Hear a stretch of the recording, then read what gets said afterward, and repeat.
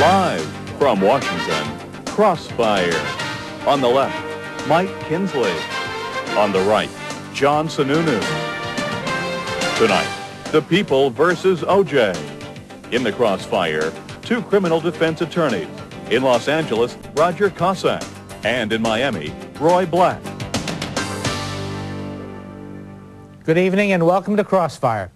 In the hearings in the O.J. Simpson case, the limousine driver who took O.J. to the airport testified that he did not find O.J. at home at first, but that O.J. came to the door minutes after the driver saw a black person hurry into the house a little before 11 p.m. That time will be important as the prosecution begins to pin down the time of the killings. Also testifying today was Cato Kalin, who was staying in one of Simpson's guest apartments. He said he saw Simpson with the driver getting ready to leave for the airport. And testimony was also heard from Detective Mark Furman, a homicide investigator who found a bloody glove at the O.J. Simpson property and bloodstains on his car. These may be preliminary hearings, but the testimony and the jousting all carried the pressure and drama of a full-blown trial. And of course, there's a lot more to come. Juan Williams is sitting in tonight for Mike Kinsley. Juan? Thank you, Governor.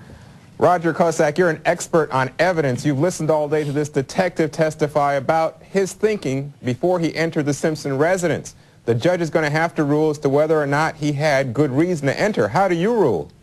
Well, if I rule on this one, even being a defense lawyer, I think those police are in there, and I think they're in there legally, and I think that the evidence that they gathered comes right in.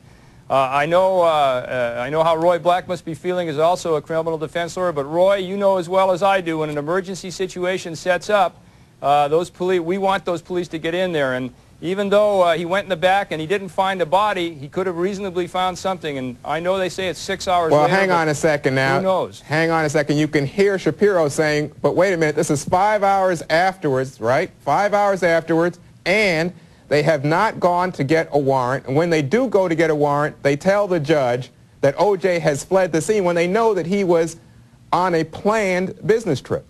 Well, it's 5 hours later, but remember, they go to O.J. Simpson's house not looking for him as a suspect, but looking for him as someone whose wife has just been brutally murdered.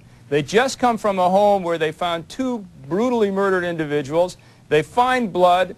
Reasonable police officers are going to do certain things at that time which we want them to do. And one of the things we want them to do is to be able to act quickly and act fast. And the fact that he walked around that back, even though it's 5 hours later, he could have found a dead body there or someone who perhaps he could have saved. Roy Black, do you agree with this analysis? Well, I have to disagree with Roger for a number of reasons. First of all, if in fact he really thought that somebody was hurt or there was a hostage situation, they would have acted far different.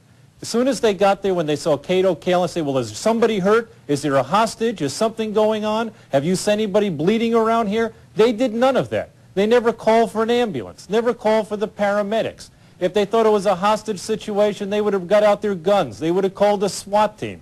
What really happened here is they leaped over that fence looking for evidence to prove the crime. And they don't want to admit it now. Roy, if your argument is something that the defense wants to bring up, at what point in this preliminary hearing do they make the points you have just made? Well, they started into this, and I thought they started off well on the cross-examination of Detective Furman when Mr. Uleman asked him, well, you know, you had to go notify the ex-husband. Well, did you notify the parents? Did you notify friends? Notify anyone else? And I thought they were going to start showing some of these incongruities in the testimony. But then they went off into other matters. I think if they had focused more on the fact that they really showed they were not looking for someone who was hurt, they were doing a crime scene investigation, I think they probably would have gotten more pay dirt. They still have a chance to do that. Oh, they do, and I'm not being critical because they may be saving that for later as well. But when I kept watching this, I kept saying, you know, Detective Furman sounds very good. And this testimony had obviously been prepared. They had gone over this. But it has some logical flaws in it because they didn't do the things you would do if you really thought somebody was hurt. Roy, the judge has to make this decision. What is the legal criteria that he must apply? What reasonableness or doubt can he have as to the proper approach that the police took or lack of a proper approach they took? Well, if the judge believes that the state shows that it's an emergency situation and they really believe that there was somebody who needed help and they went ahead under that basis, they're going to find it's a good search. Is the emergency required? Is the emergency character of the situation a requirement? Absolutely. If it's not an emergency situation, they have time to get a warrant. The reason we have the Fourth Amendment to the United States Constitution was to put a judge between the police and our homes. The idea is that a judge makes a decision before you go into someone's home, not the police officer in the competitive pursuit of crime. Roger Kozak, how do you rule on that, just that thought that Roy Black was advancing?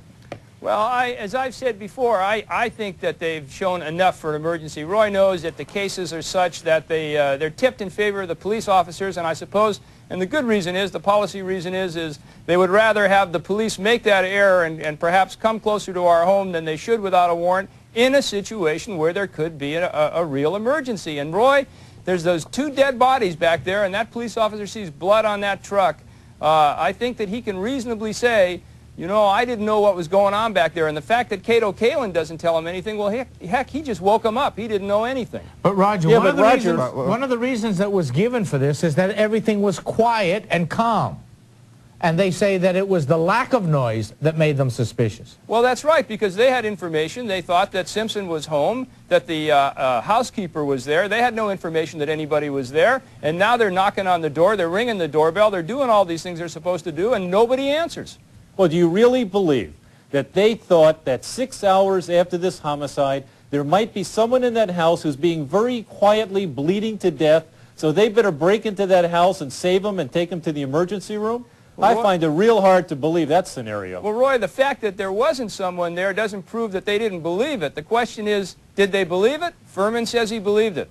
You know, what are we going to do? Roger, how about a little thing called common sense? Furman may tell us today he believes that, but do we really think at 5 a.m. in the morning that what was going through his mind? What he was thinking about is, just think of the magnificent commendations I'm going to get when I solve this crime. No, I think what he was thinking about, if I don't go over that fence and there is some dead body in there, just think about where I'm going to be working next month. Okay, Roger, let me ask you another question. Today the prosecution really advanced the notion that O.J.'s alibi doesn't stand up. The question is, where was O.J. between the time about 10 o'clock when he comes back from this hamburger and a few minutes before 11 when he responds to the limo driver? Has the prosecution been successful in destroying O.J. Simpson's alibi?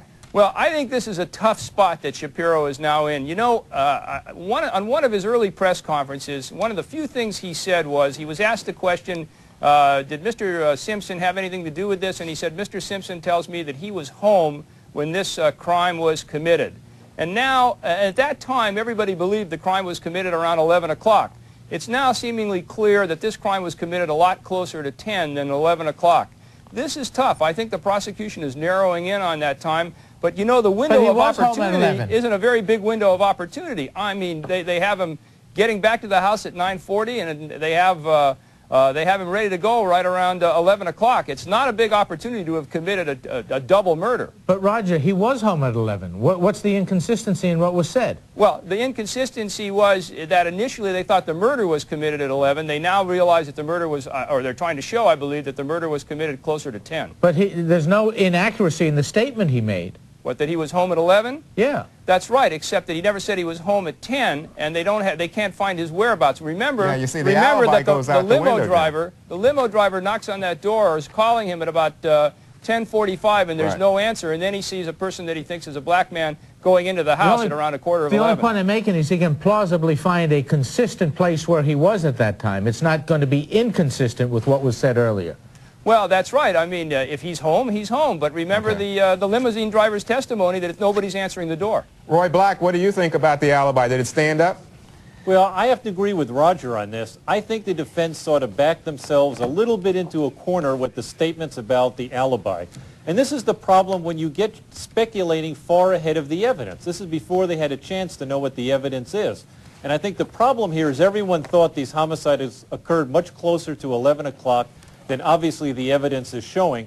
And I think that one of the problems here is that the prosecution is very handily showing there's a much larger amount of time here. And while I still think it becomes a very close, tight situation, I think the prosecution's done a good job in widening the time available for the crime. Okay. When we come back, let's ask a basic question. If O.J. Simpson didn't kill his ex-wife and Ronald Goldman, then who did? Does the defense have a theory?